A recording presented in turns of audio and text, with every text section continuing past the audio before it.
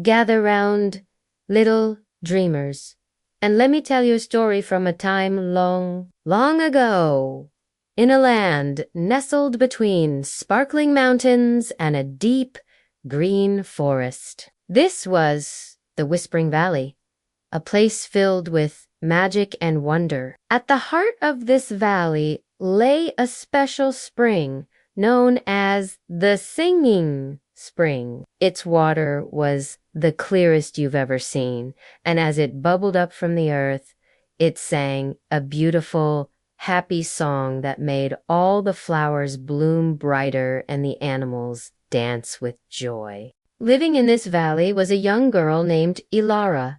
Ilara had hair, the color of golden honey, and eyes as green as the forest leaves. She was a friend to all the creatures of the valley, from the tiniest ladybug to the biggest, gentlest bear. Every morning, she would go to the Singing Spring to listen to its melody and fill her jug with its magical, sweet-tasting water. The spring song was the heartbeat of the valley, a constant, cheerful tune that promised warmth and life. But one morning, something was terribly wrong. Ilara ran to the spring, as she always did, but a strange quiet had fallen over the valley.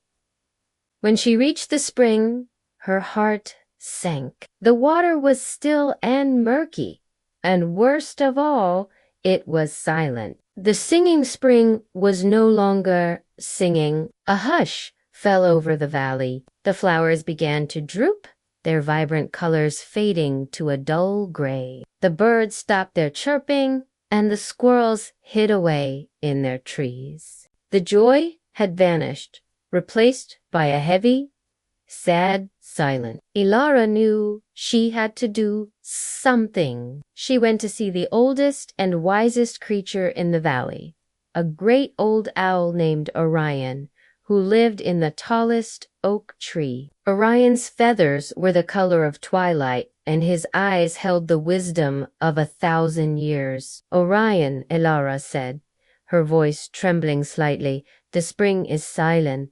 The whole valley is losing its happiness. What can we do?" Orion blinked his large, round eyes slowly. "Ah, little Ilara," he hooted softly. "The heart of the spring is a magical gem, the sunstone, which holds the melody of the valley. It seems its light has gone out. The only thing that can relight it is the Whispering Stone."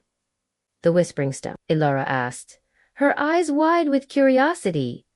"Where can I find it?" "The Whispering Stone lies hidden deep within the Shadowleaf Woods, a place where the sun rarely touches the ground," Orion explained. "It doesn't shine or sparkle.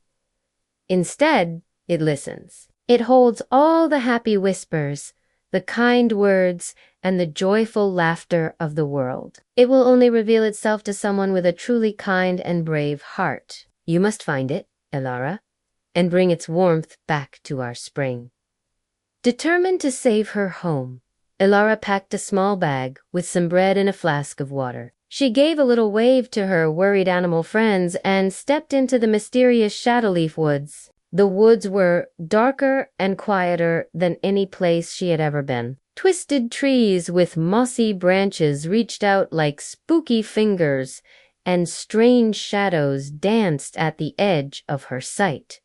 But Ilara wasn't afraid. She thought of the spring's happy song and the bright colors of the valley, and it gave her courage. As she walked deeper into the woods, she came across a tiny fox cub caught in a tangle of thorny vines. The poor little thing was whimpering and struggling. Instead of rushing past, Ilara knelt down. "Don't worry, little one," she whispered gently. "I'll help you." Carefully and patiently, she untangled the thorns one by one until the cub was free. The grateful cub licked her hand before scurrying off to find its mother.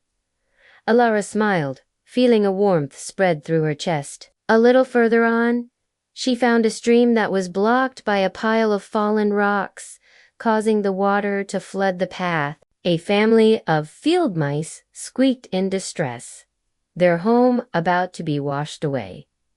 Elara didn't hesitate. Using all her strength, she pushed and pulled at the rocks. It was hard work, but she thought of her friends in the valley and kept going. Finally, she managed to move the last rock, and the water flowed freely again. The mice chattered their thanks, and Elara continued on her journey, her heart feeling even lighter. The sun began to set, and the woods grew even darker. Elara was tired and starting to lose hope. Where could the Whispering Stone be? She wondered aloud. Just then, she heard a soft rustling in the bushes. A small, glowing light appeared. It was a firefly, and then another, and another. Soon, a whole swarm of fireflies was circling her, lighting up the path ahead. It seemed her acts of kindness had not gone unnoticed. The fireflies led her to a small, hidden clearing. In the center, on a bed of soft, green moss, was a simple, smooth, gray stone. It looked very ordinary. It wasn't shiny or special at all.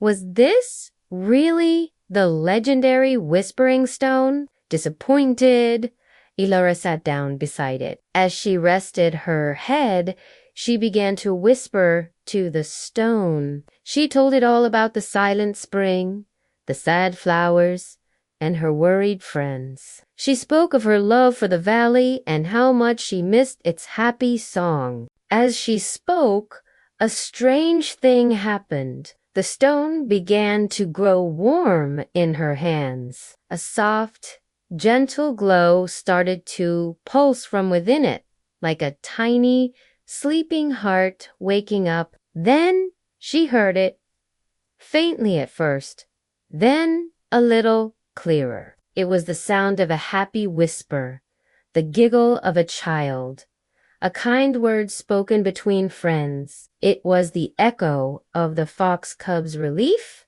and the mice's grateful chatter. The stone had absorbed all the kindness and joy she had shared. It was glowing brightly now, full of warmth and light. Elara carefully picked up the glowing Whispering Stone and, guided by the fireflies, raced back through the woods. She didn't feel tired anymore. Her heart was filled with hope. She ran all the way back to the silent spring, where all the animals of the valley were gathered, waiting anxiously. With everyone watching, Elara waded into the still, murky water. She held the Whispering Stone high, then gently placed it into the heart of the spring.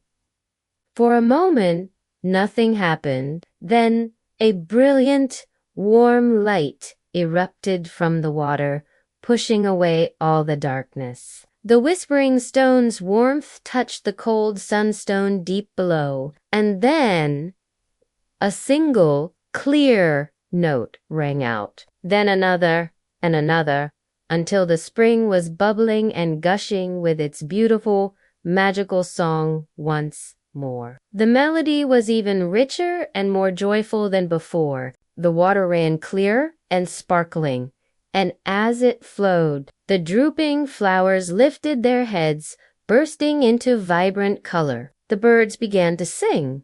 The squirrels chattered happily, and the entire Whispering Valley was filled with life and joy again. Elara, standing in the middle of the singing spring, laughed with pure happiness. The animals cheered, and Orion the owl hooted his approval from the old oak tree. Elara had learned a wonderful secret that day. She learned that the greatest magic of all isn't found in shiny gems or powerful spells. It's found in small acts of kindness, in a gentle voice, and in a heart that is brave enough to care. And from that day on, the Song of the Spring was a constant reminder that even the quietest whisper of kindness can bring back the music to the world. Thank you so much for listening to our story today. I hope you enjoyed Alara's adventure. If you did, please give this video a big thumbs up. And don't forget to subscribe to our channel for more magical fairy tales. We can't wait to see you again for our next story. Bye for now.